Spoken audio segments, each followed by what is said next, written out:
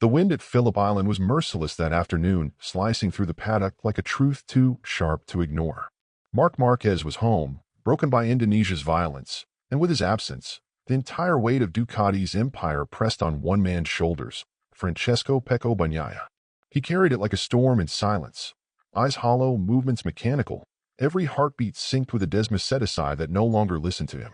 The machine that once obeyed like a loyal predator now trembled under throttle, shivering in defiance at the very moment it was needed most.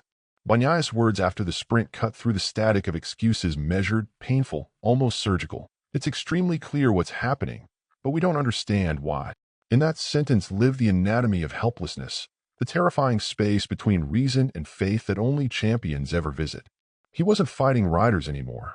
He was fighting ghosts in the data, in the chassis, in himself. Engineers spoke of harmonic imbalances, torsional flex, unseen frequencies between metal and despair, but the truth was simpler and crueler.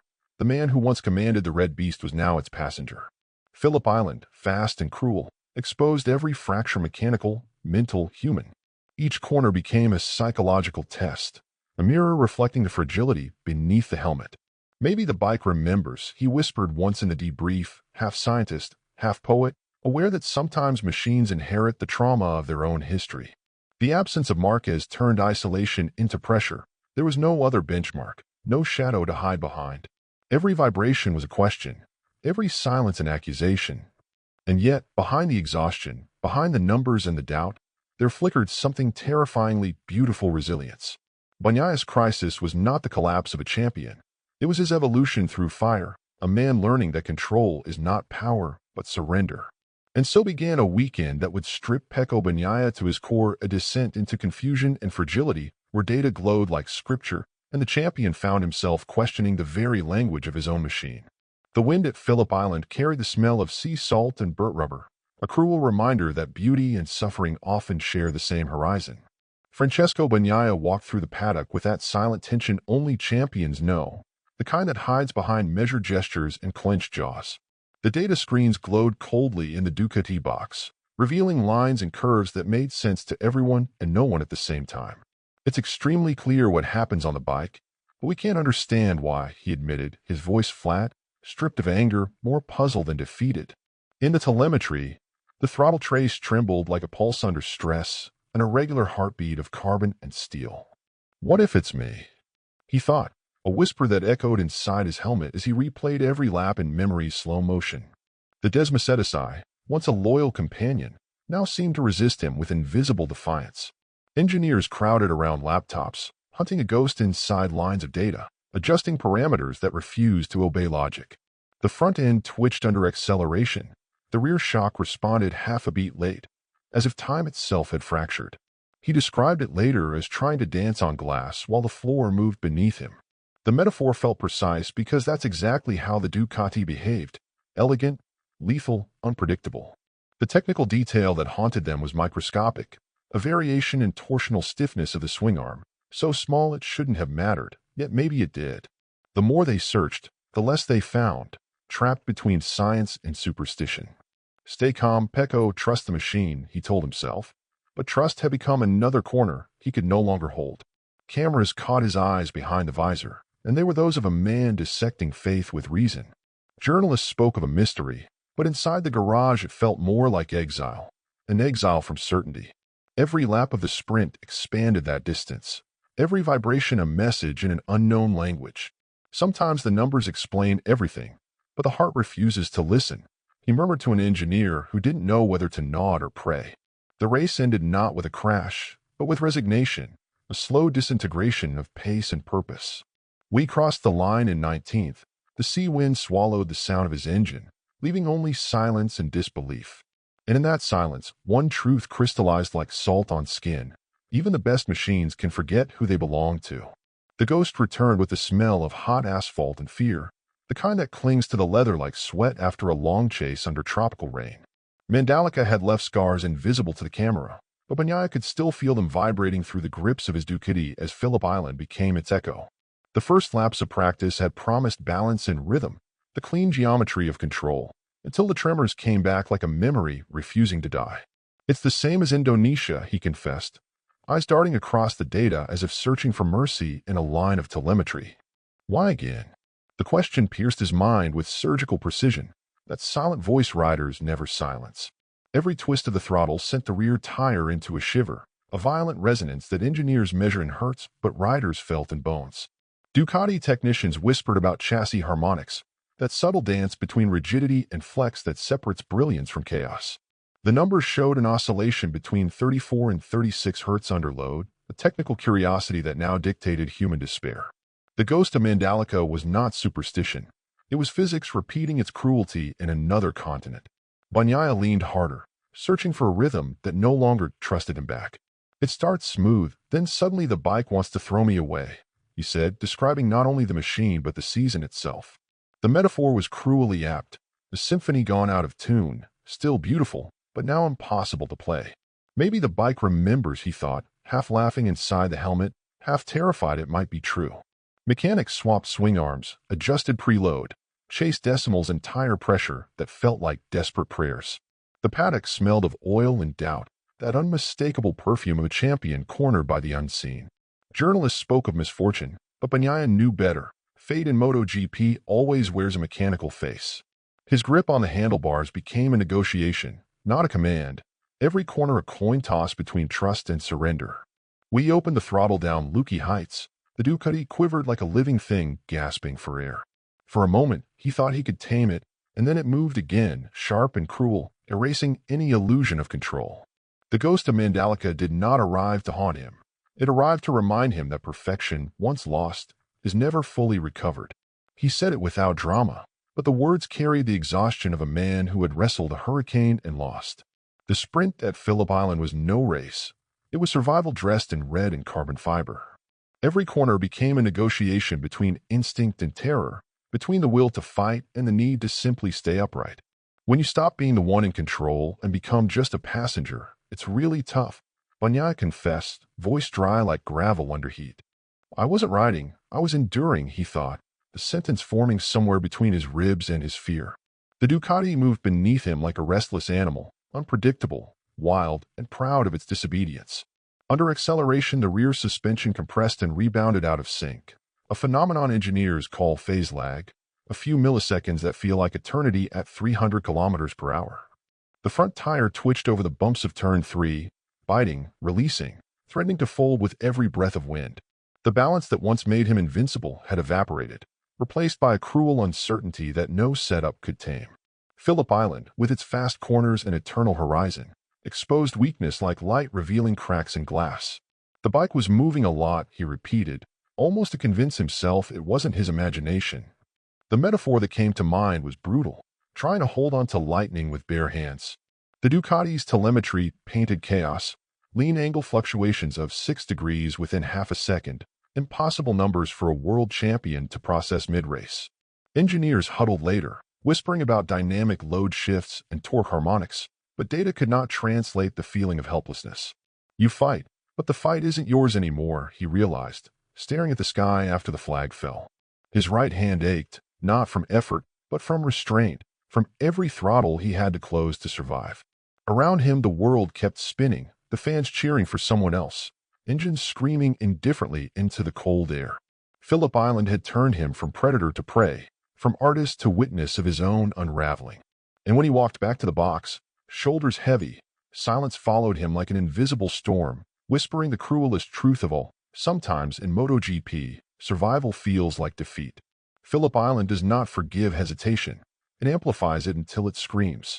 The track's beauty is deceitful, its curves drawn by ghosts who understood velocity as a form of faith. Bagnaia had once danced here, finding rhythm in the wind that comes from nowhere and cuts through everything. But this time the island demanded tribute. Each lap was a duel with physics, where a single mistake multiplied like an echo through the fast, blind corners. Here, when you lose confidence, the circuit eats you alive, he admitted, wiping the salt from his lips after the race. I used to fly here, he told himself. Now I'm just trying to land without braking.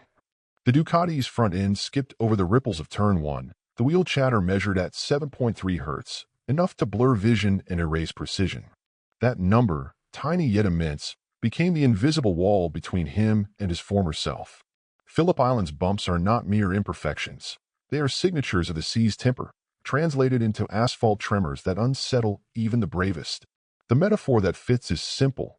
The track is a mirror that reflects every flaw in both man and machine. Bagnaia tried to steady the bike with his body, tightening his core, shifting weight like a sailor trimming sails against a storm. Yet every correction spawned another imbalance, a cruel chain reaction no software could predict. "We know what happens, not why," he repeated to his crew, the words heavy with resignation and disbelief. The engineers stared at screens showing pitch angles fluctuating 2 degrees too much, a world of difference at this speed. It shouldn't feel this foreign, he thought. Not here, not now. Each acceleration demanded faith. Each corner return offered doubt. The wind at Siberia corner pushed the Ducati sideways, as if testing his limits of courage and composure. The line between mastery and madness blurred with every lap, and when he crossed the finish, his gloves smelled of fear more than fuel. In MotoGP, perfection isn't a goal but a defense, and Phillip Island, cruel as ever, simply reminded him that the smallest imperfection can sound like thunder. Inside the Ducati garage, the air smelled of metal and sleeplessness, a blend of effort and disbelief that no fan could see. The engineers stared at graphs that looked perfect, and yet hid disaster between their lines, paradox too elegant to hate. "It's not a setup issue, it's not electronics, it's something else," Bagnaia repeated, his tone half confession, half exhaustion. "What if the problem isn't in the bike, but in what we think we know about it?" He wondered, staring at the silent Desmosedici, as if it were a riddle written in titanium. The search had turned forensic. Data was dissected like tissue under a microscope. Every lap offered clues that contradicted each other, mocking logic itself. The damping ratios were within tolerance, the ECU flawless, yet something deep inside the machine moved wrong, like a heartbeat skipping in sync with fear. Ducati's technicians spoke of micro-vibrations in the swing arm joint, a nearly undetectable distortion under torque peaks above 210 Newton-meters. That detail, almost poetic in its cruelty, haunted the engineers who lived for precision. "We're looking for a needle in a haystack," one sighed, "but maybe the haystack is burning." The metaphor suited the moment. Control was slipping, not in performance but in comprehension. Bagnaia watched them work, their hands mechanical, their faces human. He wanted to believe, yet the line between belief and desperation was growing thin. "I just need the bike to listen again," he thought, knowing machines have no ears, only responses. Nights blurred into mornings as updates were simulated, rejected, reloaded, each failure whispering of deeper mysteries. The absence of answers began to weigh more than the points lost. Journalists asked about confidence, but confidence cannot survive in uncertainty's gravity. Every click of the suspension felt symbolic, a gesture toward order in a storm that had no center. When Bagnaia finally left the pit wall, he glanced back once, not at the data screens but at the empty bike, and realized that even perfection, when misunderstood, becomes its own kind of failure. Humiliation has a sound in MotoGP. It's the hollow echo of an engine that no longer answers your will. Bagnaia felt it in his bones, a vibration that outlasted the race and crawled into his sleep. The sprint at Phillip Island became an autopsy of confidence, each lap dissecting what remained of his certainty. "It was humiliating," he admitted, words that cut deeper than any low finish on a results sheet. How can the same hands that won Motegi feel like strangers now? The thought circled him like exhaust smoke refusing to fade. The human brain is built for logic, but racing lives in chaos, and Pecco was trapped between both. The telemetry said nothing was wrong, yet everything was wrong. At Motegi, the bike had been a blade, smooth and precise. Here it was a riddle made of tremors. Engineers quoted numbers, lean angles, torque curves, but none could translate the ache of impotence. A lesser-known figure flashed on screen, a 1.8-second average delta per lap, the statistical measure of a broken bond.